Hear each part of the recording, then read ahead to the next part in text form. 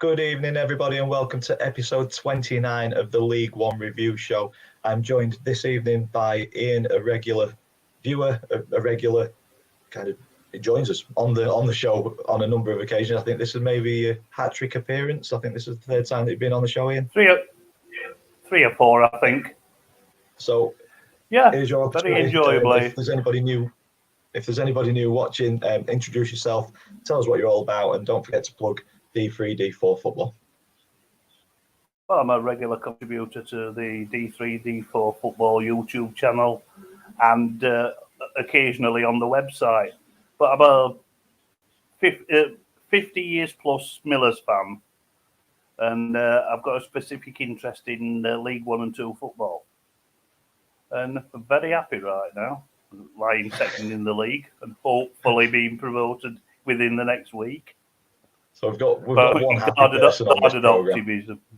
Yeah, it's guarded optimism though. As always, get your comments in and we'll try and go through them. We've got Nat already in here. Evening, lads. Good evening, Captain Nat. Hiya, Nat. You will notice Jake Punkchef 41 is normally on here, and Jonathan is sometimes on the show as well. Both of those are out for the Sunday dinner, so they couldn't join us this week. But it gives us a bit more opportunity to talk about what's happened this week in League One, Ian, doesn't it? Yeah, it does. I'm just hoping the idea of any sharp implements from Jake, because apparently, unfortunately, Wednesday can't catch us now. So, playoffs are looking a little bit dicey for Wednesday at the moment. Yeah, we will take a close look at the table. I think we said just off air, Ian's got a few stipulations that he's wanting to talk about as the show goes on, but we will get started on the Easter weekend. So plenty of fixtures. Easter weekend is a very busy weekend all the time. We will whip through the score lines. On Good Friday, there was only the Doncaster-Bolton game that we can really talk in depth about, and it was a frustrating one for me. The performances are slightly better over recent weeks. I don't know if this is because we've now got the pressures off. We're expected to go down, so potentially players are putting themselves in the shop window or just playing without that pressure. But Bakayoko, I thought he should have got a red card earlier on in the game, and as our season and the look of our season goes, he pops up with a decent goal. But then we get back into the game on the 77th minute with Odebeku, and at that point, I thought we were on top in that game, and I thought we could potentially see out a draw or potentially go on and win it. But then we both know a lot about Kieran Sadler, don't we, Ian? And we do. We just switched off straight away and conceded immediately. And just before we came live, I said we're currently 3 points away. The goal difference is that big that we're all but officially down. Results like this are the big ones, aren't they? And not so much I know the goal difference I've just mentioned, where we've been smashed numerous times this season, but it's games like this, game management, where that extra point, and we'll see the difference in wins and draws and defeats in the table at the end of the show. But for me, it's results like this where our season's fallen down, where we've got back into a game and then thrown it away immediately, or just not been able to manage the game out. Morecambe 3-0 up, losing 4-3 comes to mind as well. But a little bit of optimism going into League Two after this result. Oh yeah, we are to doubt. They've got lots to be optimistic about, Rovers, really. There is a lot of pessimism, but it depends on the summer. It depends on Coppinger's impact as director of football and McSheffrey's recruitment. But I don't think there's a lot to be depressed about. No, I'm hoping that the fans are starting to see that the club are trying to do something on a footballing basis. For me, there's nobody I trust more than James Coppinger in terms of knowing what Doncaster Rovers need, or what Doncaster Rovers means to the community or the wider fan base. I know he's had a bit of negative feedback from the appointment. I can understand that. There's no experience, or he's got very little experience. I think he's got the qualifications, but you could put the most experienced director of football in that position. If the board aren't willing to invest or back that individual, then we're still going to be in the same position that we are now, kind of bottom feeding, getting free agents or loans that are not really suitable for the club or the level that we're at. So I think the appointment hinges massively on investment from the board for me. Yeah. Agreed. We will quickly run through the results from Good Friday. A good result for Crewe, a bad result for Wimbledon. Crewe winning that one 3-1. Fleetwood getting beat 3-2 by Oxford, and that kept Oxford's playoff hopes alive. We'll go into that in a little bit more detail shortly. Wickham beating Plymouth 2-0, a good result for Wickham, which has tightened everything up at the top of the table as well. Portsmouth beating Lincoln 3-2. Shrewsbury getting beat 3-2 at Sunderland, and Morecambe giving themselves a lifeline, beating Charlton 3-2, and then a 0-0 draw between Accrington Stanley and Burton. Cheltenham and Gillingham drawing 2-2 on Good Friday as well, which I think that pretty much sent Doncaster down, all but mathematically, because the Gillingham were the team that we could realistically catch without having too big a goal swing. And this is where I hand over to Ian. The floor is all yours, mate. Rotherham 1, Ipswich 0. I know you've had a bit of a tough time at the minute. Form's not been great, but tell us about this game, mate. It was really... Rotherham's form has been really awful lately, and they started off in similar vein. Really nervous, not being able to string passes together. But as the first half wore on, they got more and more into it. And I would say 0-0 at half-time was about fair. Ipswich didn't show that much going forward, but they looked solid at the back, and it was not the most entertaining of 45 minutes. Warren's team talk worked at half-time, and Rotherham came out with much more intent.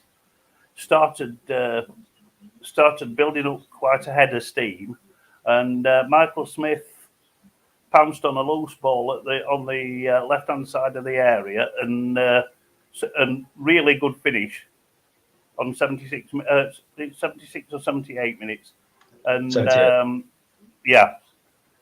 Virtually passed the ball into the goal. Obviously, 1-0 is a precarious lead, but we didn't look in any danger, and for once, we managed to see the remaining minutes and added minutes on fairly comfortably. So, yeah, it would have deserved a needed win. Yeah, definitely a much-needed win with the recent form that Rotherham have had. But you mentioned Ipswich looking solid at the back, but struggling going forwards. One shot on target for travelling spectators. That's very disappointing, isn't it? Well, James Norwood wasted an absolute sitter on about 5 minutes, and it was a sitter as well. It was completely stood on the penalty spot on his own, and the ball fizzed in, and he hit it into the ground, and it went over the bar, and that was the clearest chance of the first half. If that had gone in, it could have been a completely different game. That's a good thing about League One this season, though. It's been fine margins in a lot of games, hasn't it? Of course, yeah. Yeah, it has. Very much so, yeah. Talking about fine margins, Wigan getting beat 2-1 by Cambridge. That was a bit of a surprise result, and a result that you'll have welcomed, I'm guessing. Well, yeah, but I don't think we can catch Wigan, because I think they are champions elect. I think they'll rubber stamp that midweek. But, yeah, it was a surprise result, but Cambridge have had a fine season. Yeah, done well this season, Cambridge. Yeah, they've done really, really well. Especially with losing, it was Mullin, wasn't it, who went at the start of the season to Wrexham. That's right. Ironside and Smith have come in and taken over the goal scoring. There were big question marks on Cambridge. Yeah. And also, Wes Hoolahan, he's got all the experience. He's a lovely player, lovely to watch. Yeah. I mean, he's not played that many games this season. Yeah, experience. That's what it's all about. Well, it's not so much having him on the pitch to play games. It's about having that level head and that experienced head on the training ground and in the dressing room, just to kind of guide the young lads. And it's clearly worked, because they've had a cracking season. Yeah, they have. Yeah. The big game, I'd say, over the weekend. I was hoping Jake could be here to talk us through this one, because Barry Bannon, wow, unreal. Wow. It just shows. A strike that was. Yeah, absolute cheat code. I was hoping Jonathan would be on to give his side of the story as well, but it's probably why they both avoided it, just to avoid talking about this result. It could have been from Jonathan's point of view, but that was a hell of a result for Wednesday. Yeah, and there were some really class finishes in that. I mean, all three of Wednesday's goals were very good finishes, but Bannon's were out of this world. But even Scott Twine's goal that made it 3-2 were a hell of a strike. It was just too little, too late, wasn't it? On the 96th minute, I think if that had come at maybe the 76th, 80th minute. I bet it was a fantastic game for the neutral to watch. Yeah, definitely. Yeah. But that result helped Rotherham out and also helped Sheffield Wednesday out in the playoff hunt as well. Just before we move on to Easter Monday, I will have a look at a few of the comments. I've not really been keeping track. Good evening, everyone from Lewis SAFC. It's been decent for you at the minute. Good evening, Lewis. Hiya, Lewis. Jeff got the Prince of Plymouth.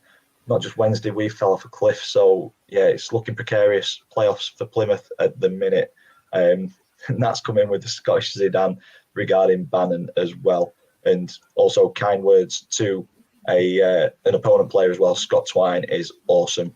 I think we both agree with that. Yeah, I wouldn't disagree with that. On to Easter Monday, so we'll just whip through the results on this one.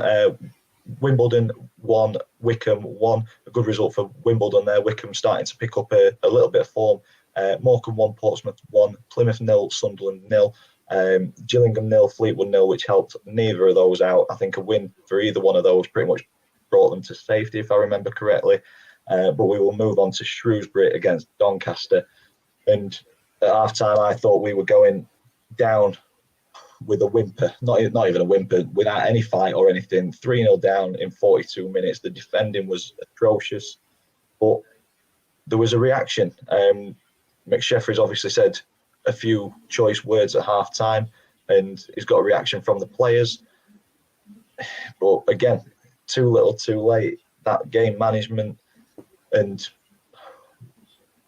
94th minute for Cal Noyle, I think from what I've heard on social media and from people who went to the game, is if that goal had come slightly earlier, it could have been a repeat of the Morecambe game where 3-0 down at half time and a 4-3 win, but unfortunately it just came a little bit too late. But there's been so many times this season where Doncaster have put themselves in a position which is just impossible to get out of, and going 3-0 down away from home. We showed that we've got the ability by scoring 3 goals in the second half and playing some nice, neat, tidy football in there. But we've just not been consistent enough this season, and we're rightfully second bottom and staring League Two in the face. So there's no qualms about us going down this season from here. But there's frustrations that we've not been as consistent as what we could have been and what we've shown in glimpses. But frustrating, and just want to finish this season off, reset, and hopefully have a good season next season. I mean, Ian said before we came live that he thinks it may be a positive season. I hope you're right. It's difficult being inside and trying to be positive when you're getting bombarded by it. But it's nice to hear from the outside looking in that you think that there's positives to be seen there. Yeah, we are to doubt. I think if they could hang on to the experience that you've got, like Bostock and Clayton. I mean, they're the experience. They've been there, done that, and bought several T-shirts. I mean, fair enough. They might not be as young as they used to be, but they'd be invaluable in the dressing room. And to help to cajole some of the young players. So I think keeping them is probably should be on McSheffrey's to-do list. Yeah, a little bit like Wes Houlihan at Cambridge, the job that he's done there. Yeah. I mean, Jeff got the Prince of Plymouth says it. Donny should have beat us at their place. I think we should have really beat you at your place as well, if I'm honest, mate. When we came down there, it was 2 penalties. There were penalties looking back, but I thought we performed really well near the start of the season. And there's been I can go on all night the amount of games where we've missed out on just a point which would make a massive difference at this point of the season. I'm frustrated now. Moving on, Lincoln beating Cheltenham 3-0, Bolton beating Accrington Stanley 3-1, and then we move on to Tuesday night. Cambridge getting beat 2-0 by Charlton. Sheffield Wednesday with the 1-0 win against Crewe, and they made tough work of that from what I hear. Jake wasn't very happy with the amount of efforts that Sheffield Wednesday had. We'll have a quick look. 19 shots, 5 on target, Crewe with the 1 and 1. But they're the games where that 1 and 1 shot on target could end up coming back to bite her, isn't it? We had similar one when we played Crewe at New York Stadium. We drew 1-1 and Chris Porter scored a goal, an injury time penalty. And I think that was Crewe's only shot on target in that game. We absolutely bombarded them, but they ended up getting a point, which were more our poor finishing. It looks like Wednesday's gone through something similar. Yeah. But well, this stage of the season, a penalty of their own. Yeah. This stage of the season, it's not about winning pretty, is it? It's about getting the points to get it over the line and finish in the playoffs or wherever it will be. And talking about automatics, we'll move on to your midweek game Tuesday. I don't think I want to spend too much time on this one, mate. Burton 2, Rotherham 0. Take us through this. Well, everything that could go wrong did go wrong. We lost 2 players through injury during the game. We conceded an absolute joke of a 3rd-minute goal where we couldn't defend a long throw and it was just bouncing in the area, and Borthwick Jackson says, okay, fair enough, and just tapped it in. We huffed and puffed. We did create some really, really good chances. The Burton keeper did pull a couple of good saves off, but some of our finishing was off kilter, let's say. Yeah. We brought Ladapo on as substitute at the start of the second half, and he virtually didn't have a kick. He just didn't look interested. I think he's one of the players that will depart the New York Stadium in the summer. I think that's for certain. Yeah. If you look at the stats, we had the possession, we had the shots on target. We had everything apart from a 0 on the goal scoring thing. Yeah, it's the one at the top that matters, mate, isn't it? It is, yeah. Brayford's goal, it was just rank bad defending from a free kick. Free kick went in, really nice delivery, but Brayford had a free header. 2-0, game over, basically. And then it was social media meltdown, wasn't it? Oh, without a doubt. Twitter were on fire. We're not good enough, worn out, and all this, that, and the other. Funnily enough, it's altered a little bit today. I don't know why, but there you go. It's all swings and roundabouts, and all part of being a football fan, isn't it, really? Yeah, definitely. Yeah. And then to finish the results off, to catch us up to this Saturday, it was Oxford 1, MK Dons 0, which was another good result for Rotherham because MK Dons have been on a fantastic run of form, and 2 defeats in 2 games has just eased the pressure on Rotherham a little bit. And then Wigan dropping points once again, Ipswich 2, Wigan 2. We will quickly go to the comments before we move on to Saturday's fixtures. We've got Roy Chapman in the chat. Hi, Dan. If Donny had a chance of keeping any loan players, who would you take? I'd take Smith and Martin. I'd agree. I think Smith's been our standout player in the midfield. I think his energy and desire has been clear to see above anybody else's in the midfield. And I think Martin has got a little bit of class about him. Just wish he'd release the ball a little bit quicker. He tries to take a player on maybe 3 or 4 times when he could just do it once and deliver a good ball. But yeah, I'd take those 2. Is there any loan players in Rotherham, Ian, that you'd like to see stay around next season? Well, yes, there is actually. We've got Romani Edmonds-Green on loan from Huddersfield, centre-back. He's had a fantastic season. He's slotted into the back 3 really well. He's commanding. He's only 22-year-old. I think there might be a chance of us keeping him if both Rotherham and Huddersfield go up. Because if Huddersfield go into the Premier League, they might want him to stop in the Championship for a year and have a year's Championship experience. But I think that's the only way we're going to keep him. But he's an exceptional. I think he'll go a long way in the game. Also, Geordie Asai Tutu, bags of ability. Obviously inexperienced, and it shows sometimes, but he is like lightning. He really is. I mean, we'll talk about the Rotherham game yesterday. That the opponent. Who did we play now? Oxford, yeah. Oxford doubled up on him 2 or 3 times. They were scared of his pace. And where's he on loan from here? Arsenal. So there might be a chance there. Yeah, you'd expect him to be loaned out again to get a bit more experience before being ready for that squad.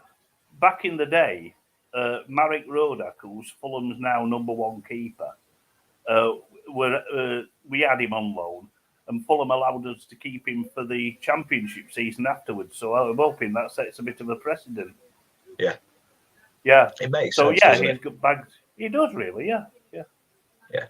A couple more comments before we move on. Nat said that they look nervous against Crewe, so it's getting to that stage of the season, isn't it? Squeaky bum time at both top and bottom of the table. Yeah, we are, though. Jeff caught Crewe and Donny have suddenly turned into title contenders since their relegation. I think it is just the fact that the pressure's eased and potentially players putting themselves in the shop window so they're not playing League Two football next season. I think that's probably the reason why we're starting to play so well. Sheffield Wednesday fan, Nat, he doesn't understand the worn out either. Neither do I. Nat. Yeah, it's a strange one. No. And talking about lone players that would like to stick around, Jeff got the Prince of Plymouth, would like to see Garrick stay at Argyle, but it will be a Swansea starter, I reckon. Broom is hit or miss for me. So potentially Garrick to stick around if Swansea don't want him. Possibly Broom if he was a bit more consistent. And then that has popped up with his as well for Sheffield Wednesday. Jordan's story for me at Wednesday, on loan from Preston, but highly unlikely. You never know. But like Ian said, Preston will be a championship team next season. It all depends on what division Wednesday are in. Yeah. Will Preston want to loan somebody out to a rival? That's the question, isn't it? Exactly. Yeah. So on to yesterday's fixtures. We'll start with the Doncaster versus Burton.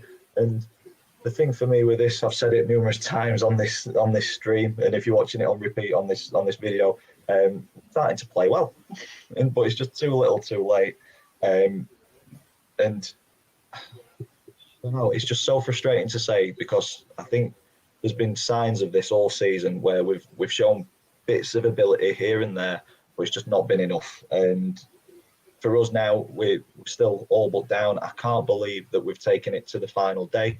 If you're a regular viewer of the show, you'll have seen me in December, probably, I think it was December or January, saying that if we're still a League One club officially by the end of February or March, I would have been surprised because we were 9 points adrift, and take it to the final day and probably potentially only go down on goal difference, I think is an achievement. It's not a great achievement, don't get me wrong. It's not an achievement that we wanted, but to take it to the final day, if Fleetwood don't get a result midweek, I think we've done well based on the season that we've had. But a good game, a good way to end our home campaign at the Eco Power. 2 decent goals, but Burton nothing to play for.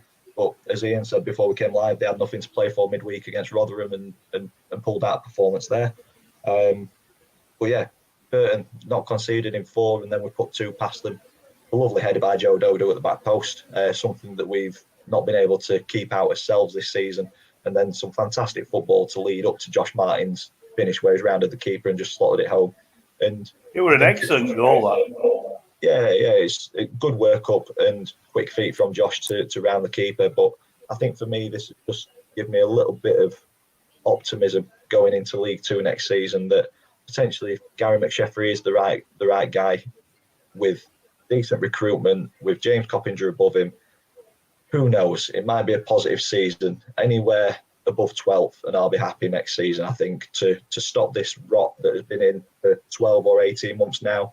We've not won many games since Shrewsbury before last Christmas when it was behind closed doors.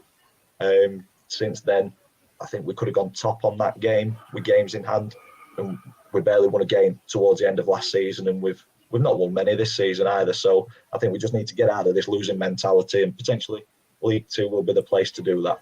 We will see. On to Cheltenham against Bolton. Kieran Sadlier, ex-Rovers Claxon. Happy days. I'll give this one to you, Ian.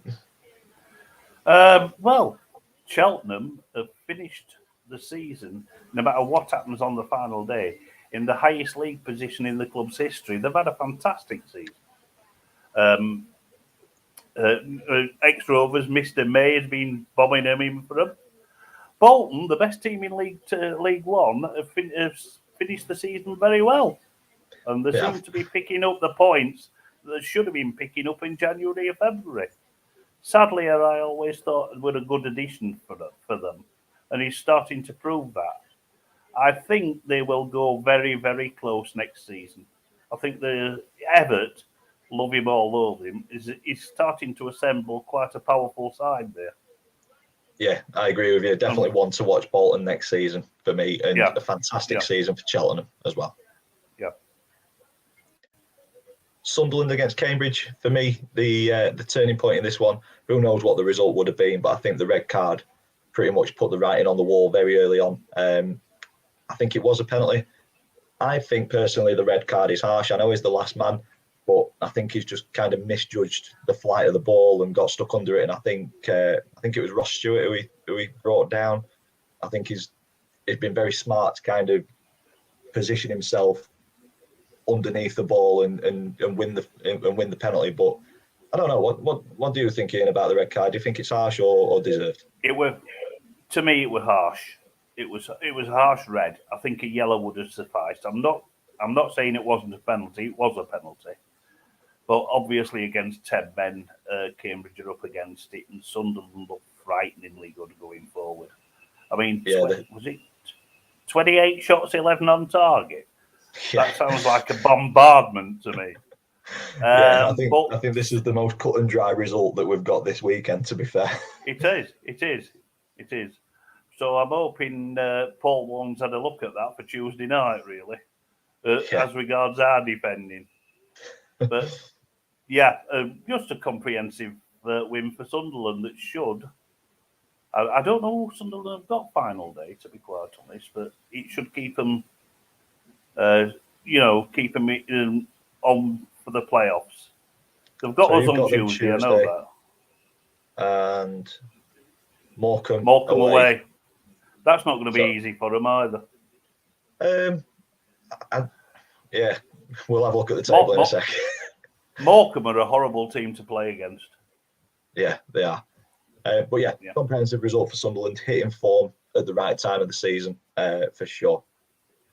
On to Fleetwood against Wimbledon, and crazy equaliser in this one. We'll get onto that, but Luke McCormick putting Wimbledon 1-0 up, and it looked like Wimbledon were going to get the first win in 26 games, I think it is. 25 or 26 games, it's some time. But the saying that the keeper didn't hear the whistle, he's been given a free kick, he's tapped it forwards. For me, it looks like he's tapped it into the position where the free kick's going to be taken. Then on the highlights, you clearly hear the whistle, and then he taps it forward, then kicks it. By the rule, letter of the law, that's an indirect free kick then to Fleetwood, who took advantage of it for sure. Yeah. And to be quite honest with you, of a season of diabolical refereeing decisions, I'm not arguing over the letter of the law, but surely to God, they should have some autonomy. Wimbledon's been shafted big style there. Yeah. In my opinion. You've got to have a little bit of common sense, but then looking at it from the Fleetwood perspective, they've still had to. It's a fantastic finish. It is.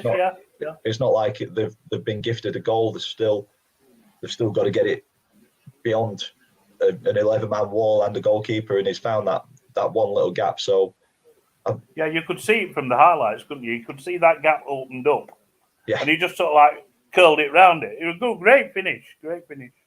Yeah, and it's nice to see somebody other than Danny Andrews scoring a free kick for Fleetwood. Yeah, too right. I missed a comment from Lewis, the Sunderland fan, while we were talking about the Sunderland game. Harsh red, but definite penalty. So you're agreeing with myself and Ian there. But it's about time we had a decent ref. I don't think there is any, to be fair, in League One. Having said that, though, the referee that we had on Saturday was very good. I think if you don't know a referee's there, he's had a good game. Yeah. And I didn't recognise that the referee was at our game. So yeah, it did well.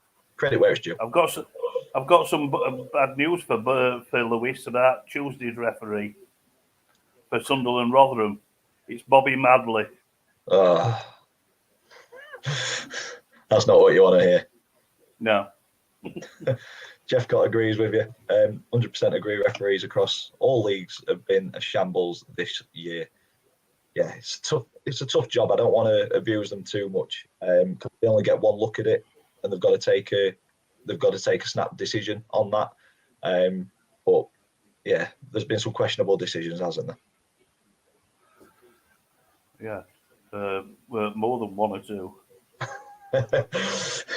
Moving on to Crewe against Ipswich. So this is a bit of a dead rubber in League One. Two teams that had nothing to play for. Crewe playing in League Two next season. Ipswich mid-table, playing League One once again. Thoughts on this one, mate? Well, it just sums Ipswich's season up. Stellar squad on paper, but not performing to expectation levels on the pitch. But I must say that Tom Lowry's equaliser was one hell of a strike. Goal of the weekend for me. It was a screamer. Yeah. And Ipswich marginally had the better of things, but if they can't put an already relegated team to bed, that's why they're still a League One side. Yeah. The new manager's come in and done a fairly good job. It's going to be a really, how can I put it? It's going to be a interesting summer at Portman Road. If they can recruit properly, they've got the fan base, they've got everything in place, they've got the stadium. They could have a better season next season, but then again, they might not. Yeah, I would shaping expect up to be a good League One season next year, isn't it? With Ipswich and Derby coming down. I think Barnsley potentially will be there or thereabouts. Peterborough, when they're always in League One, they're always in and around the top six and pushing. So it's going to be a tough division once again. We will have a quick look at the comments. George Colliver has come late. It's all right. Don't need to say sorry. We don't mind late comers. We're normally late coming live, so don't need to talk about timekeeping with us. The atmosphere was bouncing. Yeah, it was a really good atmosphere at the Eco Power. I think we were just there to have a bit of a party and enjoy it. There was a penalty given to Burton. I forgot to mention that. 6 of one, half a dozen of the other for me at the back post, but a good save by Jonathan Mitchell. I think he saved 3 out of 4 penalties, which is good. David Jones as well. Need full-time referees in the EFL. You won't get the consistency being a part-time referee. I agree with that. Footballers are full-time, so should referees. That's my opinion. Would you say referees need? You wouldn't get referees like Trevor Kettle, who's been an EFL referee for the probably last 40 years. Yeah. And he's still not got any better. You'd have thought the experience would have counted for something. Yeah. So moving on to another big game for Sheffield Wednesday. And I feel for Sheffield Wednesday fans with this one, I really do, because they could have gone 1-0 up. I'm not sure how that didn't stand. Similar to the penalty that was given against Doncaster Rovers, I think it was 6 of one, half a dozen of the other at the back post. And I think, his name escapes me, the guy at the back post who managed to overhead kick it, I think he just won the battle. And I think, if anything, it was a foul on the Wednesday player, not the Wycombe player. And that's looking from it as an impartial, a neutral. I think it should have either, the goal should have stood, or it should have been a penalty to Sheffield Wednesday. The referee saw it differently. And then, by the looks of it, Wednesday have pretty much dominated the game stats-wise. But as we said with the Rotherham one midweek against Burton, this is the one that matters. And Wycombe managed to do that more often than not, don't they? To be honest with you, I mean, obviously, being a Rotherham fan, I've got my own opinions on Sheffield Wednesday and the supporters. But be that as it may, that goal should have stood. Absolutely should have stood.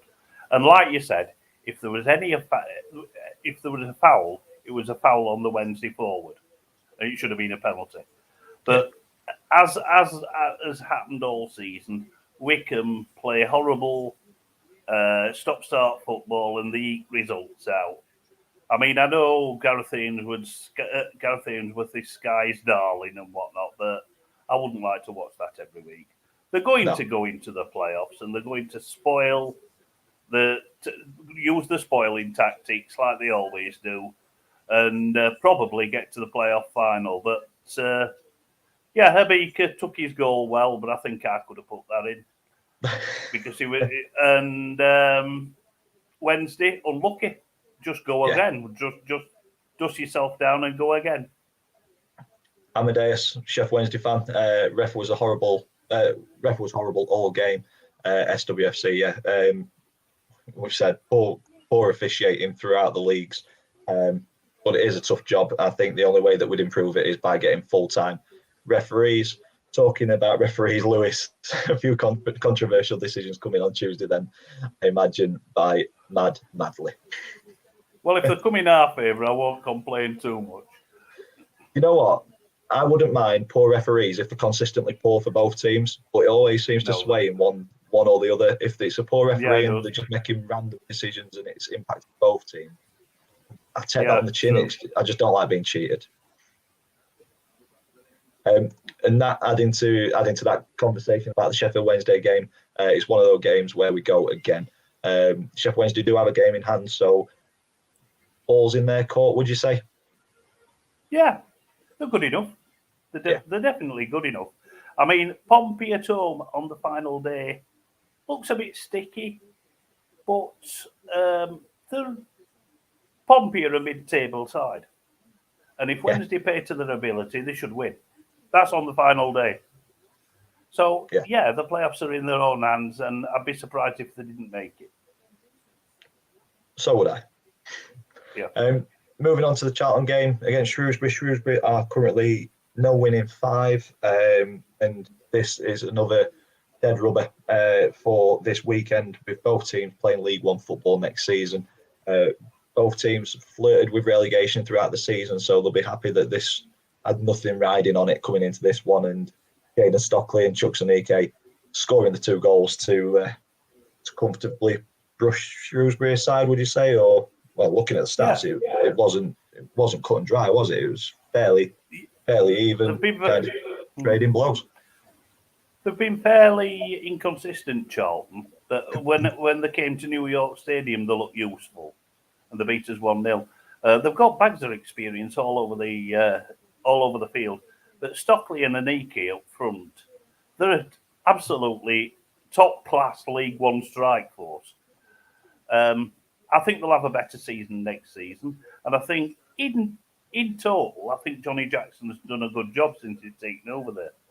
Yeah, there was that blip, wasn't there? Yeah. But we all have those. We've had one for about 18 months here. Yeah. Moving on to Wigan against Plymouth, and this is the 3rd game in this video that we're talking about where Wigan have dropped points, where a couple of weeks ago we were like cut and dry Wigan champions. I think we're still expecting Wigan to be crowned champions, but this was an opportunity missed.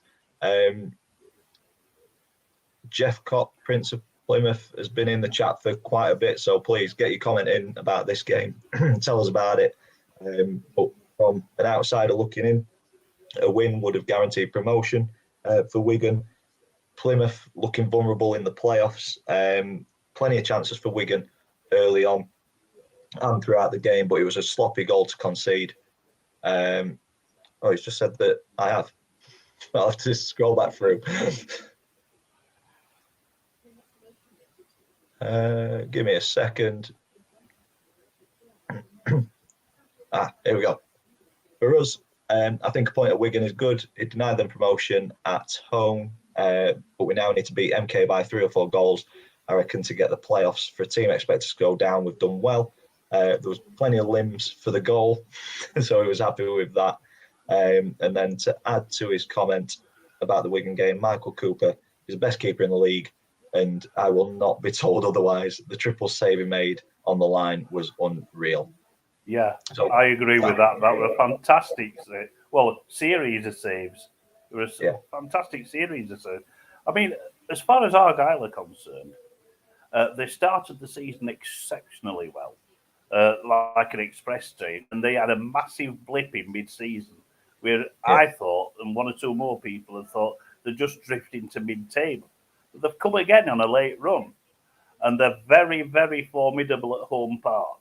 So that's what gives me hope when they play the MK Dons in the last game, especially because their playoff spot is not guaranteed, so they have to go all out for the win. And MK Dons, like ourselves, have looked vulnerable away from home. So yes, I think Plymouth could turn the MK Dons over. All to play for on that final day, isn't it? Home park, and home park will be rocking. It'll be full to capacity, and they do make some noise down there. And they do roll the team on. So, yeah. Definitely. Moving on to Rotherham 2, Oxford 1, and this mentioned it earlier on about Oxford still having playoff hopes a little bit alive. Oh, before we move on, Jeff Cott has come back into the chat. We're punching above our weight. Unfortunately, injuries hit us at the wrong time recently. It's been a poor April, but I'm buzzing for next week. So we wish you all the best on the final game of the season. It's one of those where all the best for Saturday. Yeah, every fan wants to be involved in a game which has got something riding on it, because that's why we love football. It is very unpredictable, and a team that are punching above the weight are deservedly in the position that you're in my opinion. So Oxford, at the end of the season, you're where you deserve to be. Yeah, so we're in with a chance. Oxford, I'll leave it to you. Tell us about Rotherham Oxford. Well, the game couldn't have started any worse for us. We were denied a penalty when Richard Wood went down in about the 4th minute. And then virtually from the next attack, a ball played over to the right-hand side got swung into the middle, and Dan Barlasser trying to cut it out because Matty Taylor would have had a tap in. They had just diverted it past to Johansson into the net. Own goal. The next 10, 15 minutes, we looked nervous, we looked edgy. Then we started having efforts on goal. Michael Smith had an effort that just whisked across the face of the goal. We looked to be getting on top towards half-time. And just in first half injury time, Ben Wiles put a lovely left-footed ball over, and Romani Edmonds Green rose above everybody to head it in 1-1 half-time. And at half-time, at 1-1, I thought, I was hoping that we could have the momentum going into the second half, and that's how it proved.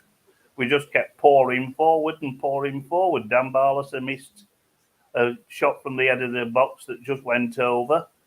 And then around about 68 minutes, Chio Ogbenny chased a lost cause because the Oxford defender were trying to shepherd it out for either throw-in or a goal kick.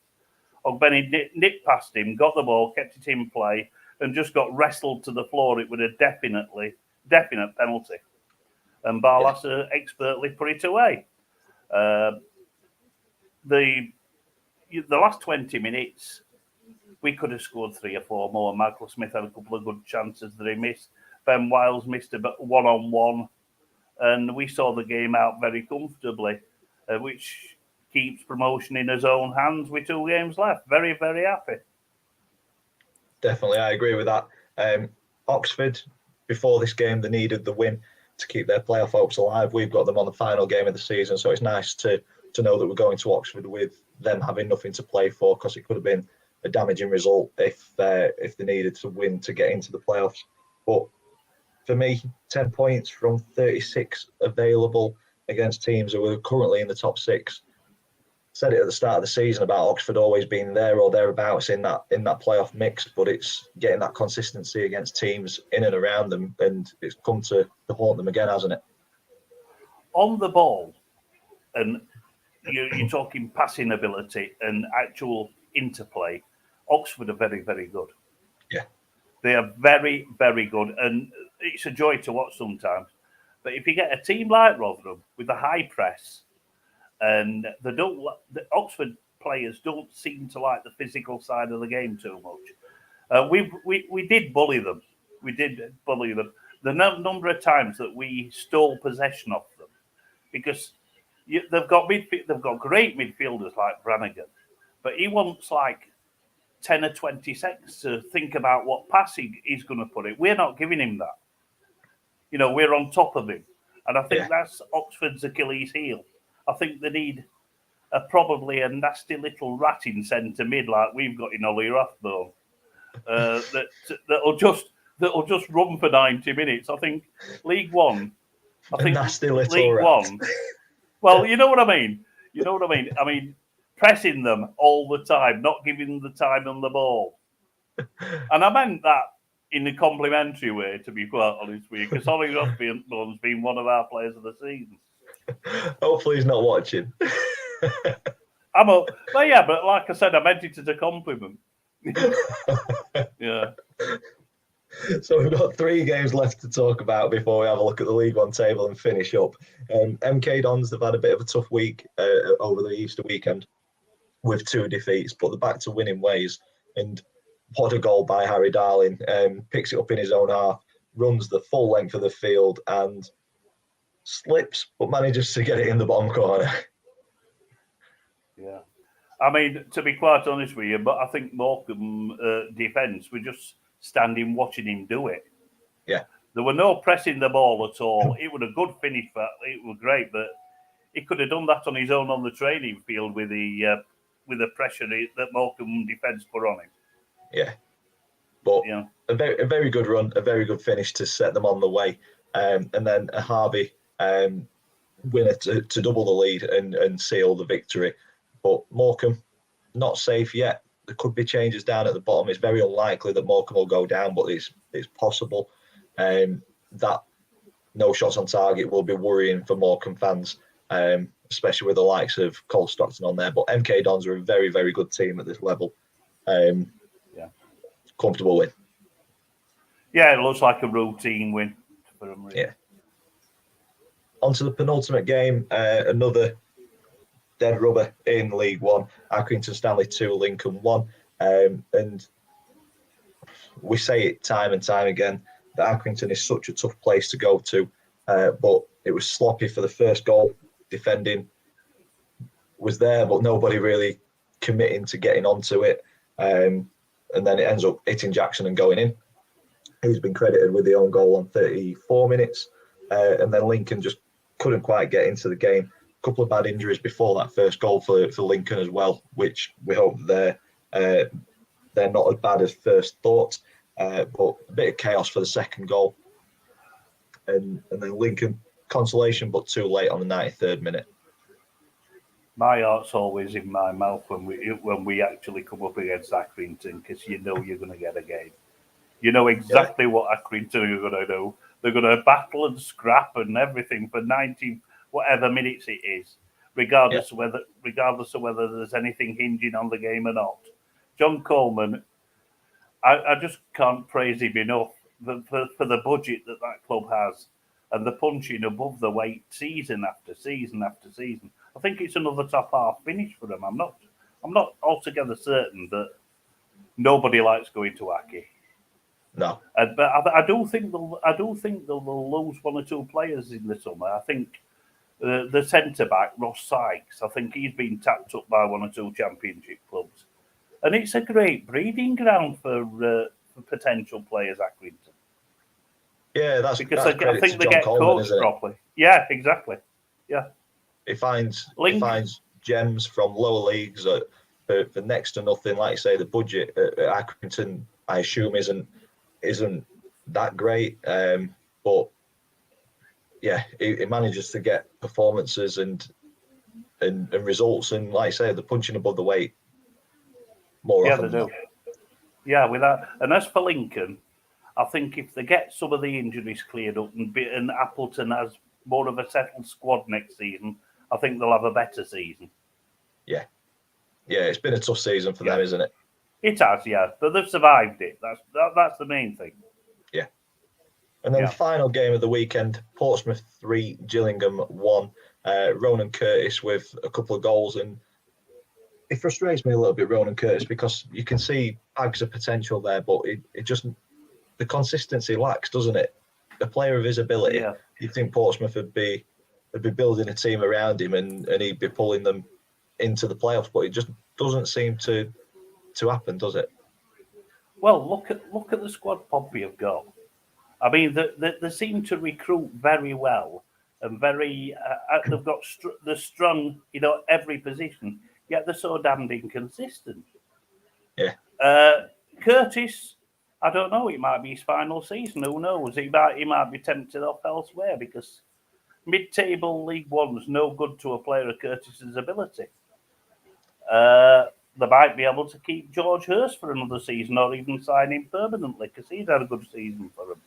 Yeah. But I think the Pompey fans are frustrated because they really should be higher up the league than they are. But this is a potentially fatal result for Gillingham. Yeah. On Portsmouth though, this was a bit of a rebuilding season, wasn't it? Because I vaguely remember in the summer some talk on social media and mainstream media that they were cutting the budget and they were getting rid of players. There was a big overhaul in squad. So do you think this is just kind of building the foundations in ready for a push next season, or is it just same old Pompey inconsistency? Well, I think it is same old Pompey inconsistency, but I think their owners are more intent on developing the stadium than probably spending the money on the team. I mean, they might be quite happy to have a mid-table League One side, but I know the fans aren't. No. It's going to be an interesting summer, to be honest, at Fratton Park because the fans expect much more. Yeah, it's a heavy shirt, isn't it? Yeah, very, very much so. Yeah, and like you said, a potential damaging defeat for Gillingham, and not only the result, but also Neil Harris getting sent off. Could the lack of him being on the sideline in the final game be pivotal? Because I think he's done a very good job in giving them hope and light at the end of the tunnel after coming in and them looking as Donny were dead and buried. Well, it's certainly not going to help. Because he's certainly not going to help against us. But they've got a chance. They've got a little bit of a chance. And obviously, the Priestfield will be banging. We've sold loads and loads of tickets for the Bounty Castle. Gillingham's away end.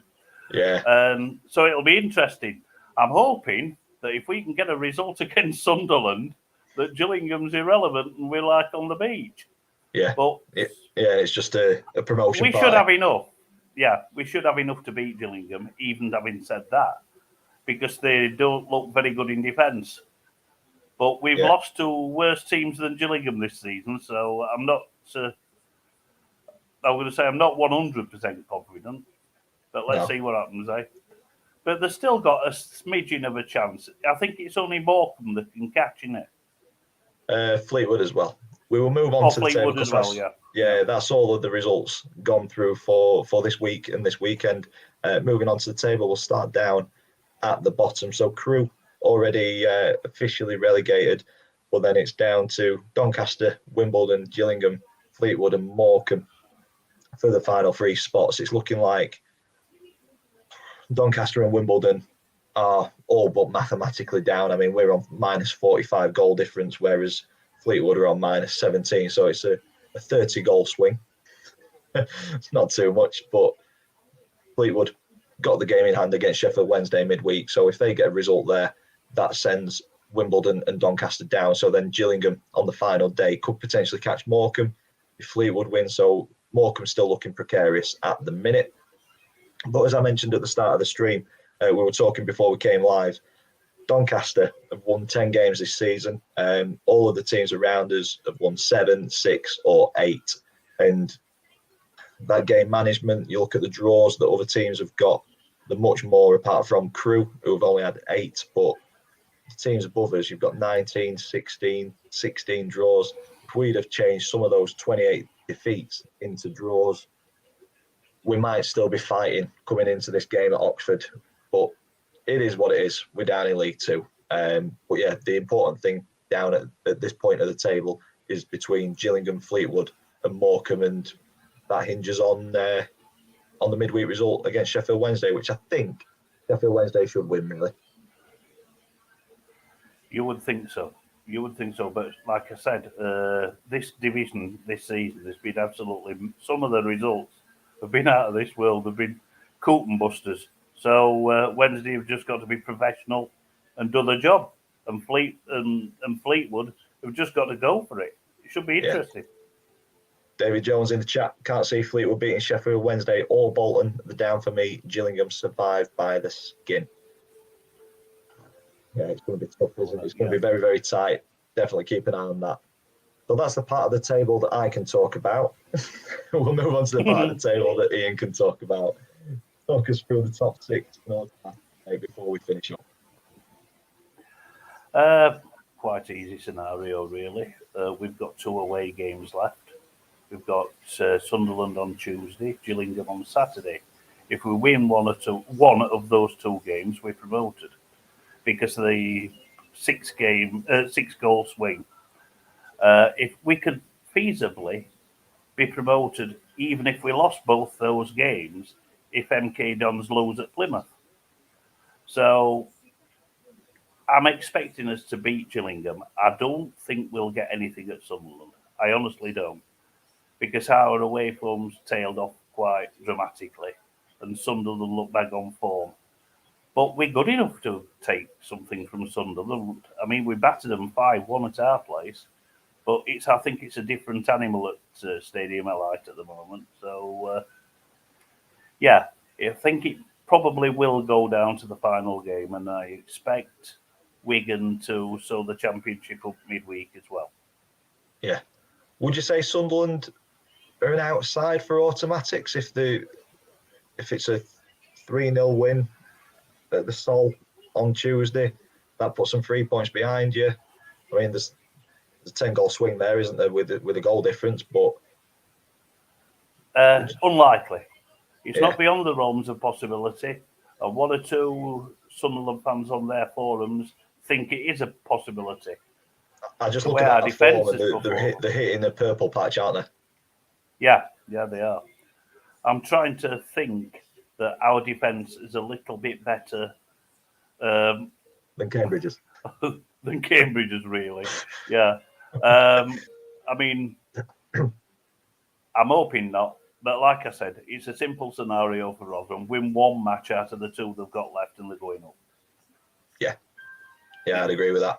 Sheffield Wednesday, we've already said that we expect them or suspect that they'll beat Fleetwood midweek. That will throw them back up to 4th on 82 points. So I'm suspecting Sheffield Wednesday to be the team that are in the playoffs. I think it's between Plymouth and Wycombe for that final spot. Yeah, I would agree with that. It's to be honest, it's Wednesdays to lose still because they've got 2 games left. Yeah. Wycombe, I think they'll miss out. I do think it's if there's ever one team that will miss out, it'll be Wycombe. I'm not exactly heartbroken by that prospect either. I think Plymouth, Sunderland, MK, and Wednesday deserve the top 6 spot. I'd agree with that. With Plymouth's start to the season, they were the pace setters. It'd be a shame to see them drop out of the playoffs on the final day, because I don't think they've been out of the playoffs all season, have they? Or out of the top 6? I'm not sure. I know they had a massive blip in mid-season, but I don't know if they dropped out of the playoffs or not, but they've come back strongly. Yeah, they've always been in there or thereabouts, haven't they? So it'd be a shame to see them drop out of the last hurdle. Yeah. Beautiful. So we've just broken the hour. That hour has absolutely flown by. Thank you for giving up an hour of your Sunday, Ian. Thank you, everybody who's watched, for giving up time to listen to 2 people just talking football. Hope you've enjoyed yourself, Ian. Yeah, it's been great. Thank you. Beautiful. Yeah, there's no other subject I'd rather talk about, to be honest with you. It gives us a release from the daily grind, doesn't it? It does. But there will be one more League One review at the end of the season to see who's made the playoffs and things. We were talking beforehand that we're thinking of doing a League One wrap up where I'll invite people like Ian who can talk about Rotherham, Jake can talk about Sheffield Wednesday, and other people who have been guests on the show can talk about their team. And we will be doing our combined League One 11. So keep an eye on the channel for that. Please follow Ian on the socials. Links will be in the description down below. Once again, thank you for sticking with us for this hour on Sunday. If you've enjoyed it, please stick a big thumbs up on it for us, please. Comments in the section down below if you're watching this on repeat. Before I forget, I am playing for Doncaster Rovers in the Eve Merton Dreams Trust Charity Legends game on Saturday, the 7th of May. Looking forward to that. Fundraisers and ex-pros coming. Link to all of that stuff is in the description down below as well. So if you can support that, I would be eternally grateful because I'm about £200 away from raising £10,000 across 3 years. So we're close. So even a pound will help towards that. Subscribe to me if you haven't already. As always, thank you for watching. Have a good remainder of the weekend, and we will see you in the next one.